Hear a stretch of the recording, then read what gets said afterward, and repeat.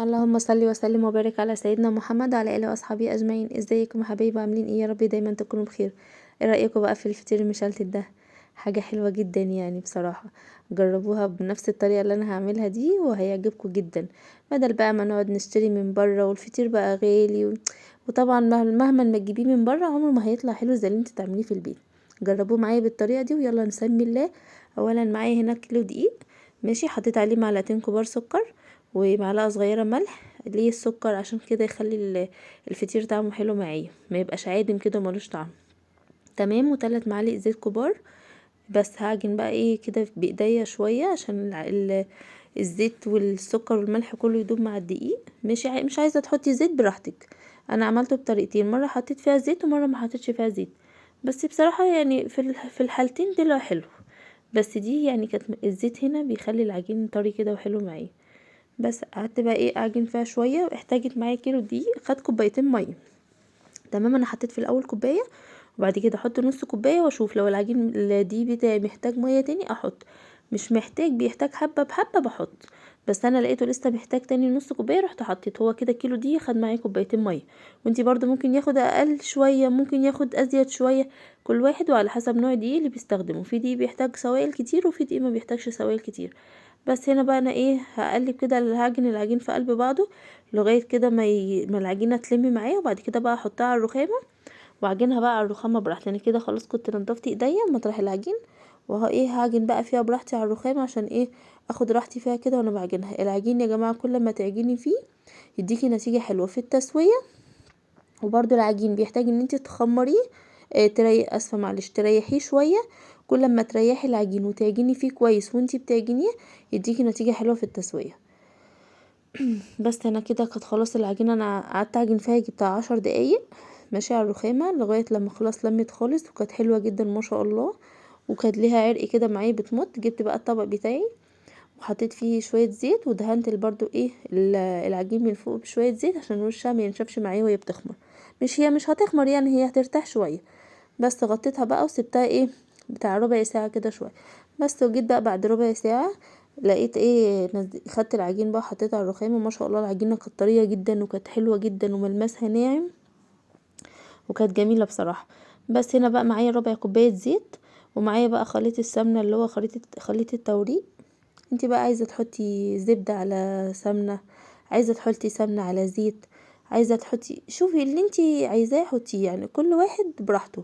انا هنا كنت حاطه سمنه اسفه معلش، كنت حاطه هنا سمنه. وطبعا احنا في الشتاء فايه السمنه طبعا مش بتبقى سايحه بدرجه حراره المطبخ. بس هنا بقى معايا العجينه انا هكوره كده. الكيلو دقيق خد معايا 15 كرة صغيرة، هعملهم كل 5 كور هيخشوا في فطيرة. تمام. يعني هما في الاخر عملوا معايا 3 فطاير، كل فطيرة خدت 15 5 كور. تمام. معلش انا مش عارفة كله داخل في بعض معايا. بس هنا بقى ايه انا بحاول اظبط الكور بتاعة العجين ان هي كلها تبقى قد بعضيها، كلها في سوا بعضيها. بس هنا بقى ايه انا كنت خلاص برصهم ودهنت الاول الرخامة زيت.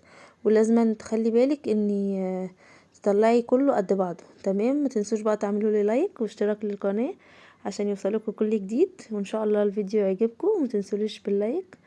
بس هجيب بقى هنا خلاص انا كنت عملت العجين كله، عملوا معايا 15 زي ما قلت لكم.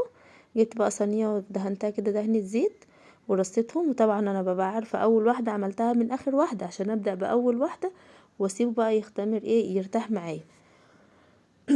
بس هجيب بقى فوطه واغطي العجين. لازم يا جماعه العجين طول ما انت شغاله فيه لازم تبقي مغطياه بكيس بقى بفوطه عشان خاطر وشه ما ينشفش منك حتى في المطبخ يعني. وهي بتخمر برضو لازم تغطيها. طبعا دي ما فيهاش خميره بس سبتها ترتاح. جبت معايا هنا اول كوره اللي انا كنت بادئه فيها من الاول. انا طبعا رصيتهم وعارفاهم عشان اخدهم ايه من اول ما بدأت.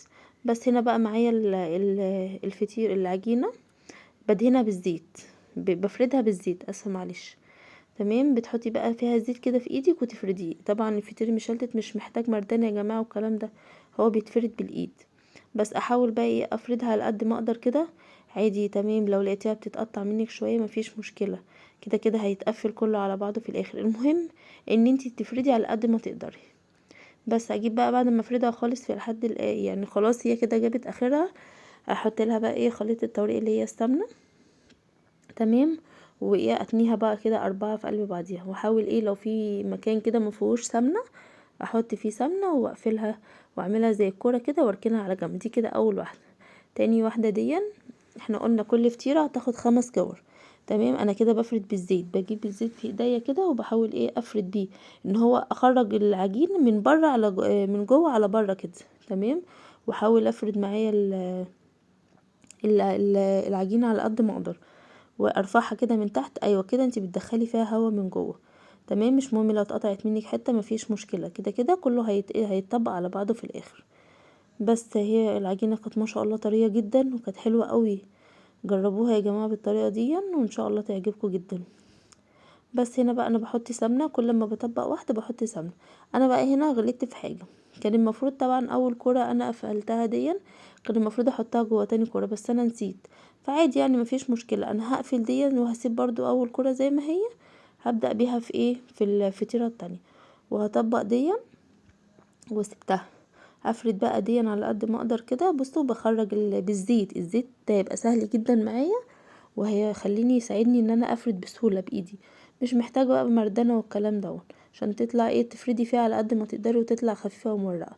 بصي بالزيت وبتخرجي من جوه على بره، وحاولي ايه ترفعي كده العجين، بتدخلي الهواء من جواها وتخليها تبقى رقيقه وخفيفه. بس انا بقى هنا بفرد، لو اتقطعت منك يعني ما تقلقيش مفيش مشكله، كده كده طبيعي يعني، كده كده كله هيتطبق في الاخر.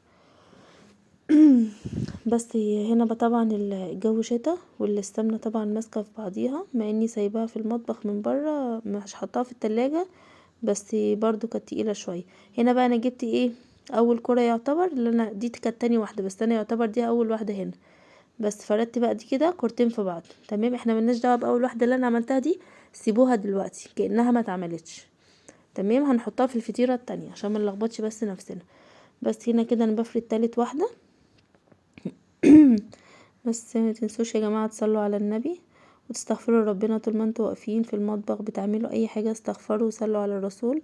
اللهم صل وسلم وبارك على سيدنا محمد وعلى اله واصحابه اجمعين، الاولين والاخرين وفي الملأ الاعلى الى يوم الدين، عليه افضل الصلاه والسلام. بس هنا بقى انا بفرد العجينه تتفرد معايا بصي بكل سهوله.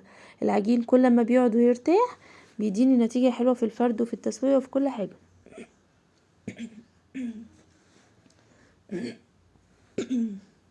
بس انا هنا بقى كده فردتها خلاص. جبت بقى تاني واحده، جبت اللي انا كنت حطاهم الاتنين في بعض كده، دي تالت واحده. دول كده 3 كور في قلب بعضيهم، وبقفلهم بالسمنه وبركنهم ايه على بعض. بس افرد بقى برضو معايا بالزيت. جبت دي كده رابع واحده. تمام.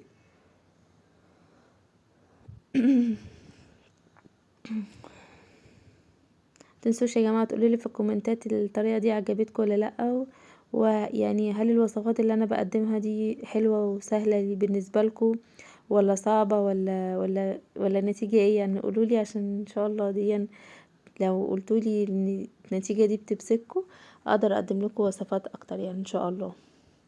بس هنا انا بفرد معايا العجينه. بعد ما بفردها خالص على قد ما بقدر بجيب بقى معايا السمنه وبفردها كلها بالسمنه. بس يعني ما تحاوليش تكتري سمنه قوي يعني، ليه؟ عشان ما تبقاش عامله قوي سمنه وتلاقوها بتنزل جامد سمنه وانتوا بتاكلوها وتضايقكوا كده. بس كده انا حطيت ايه الكوار اللي انا عاملاها كده، دي 4 دول كده 4 كور في بعض. انا بركن على جنب. بس كده 5. متقلقوش يا جماعه مش 5، ده هتخلي الفطيره يعني متقولوش ان هي 5 فان هي تبقى كتيره او تقيله. لا ما كانتش تقيله خالص، كانت جميله جدا وطريه.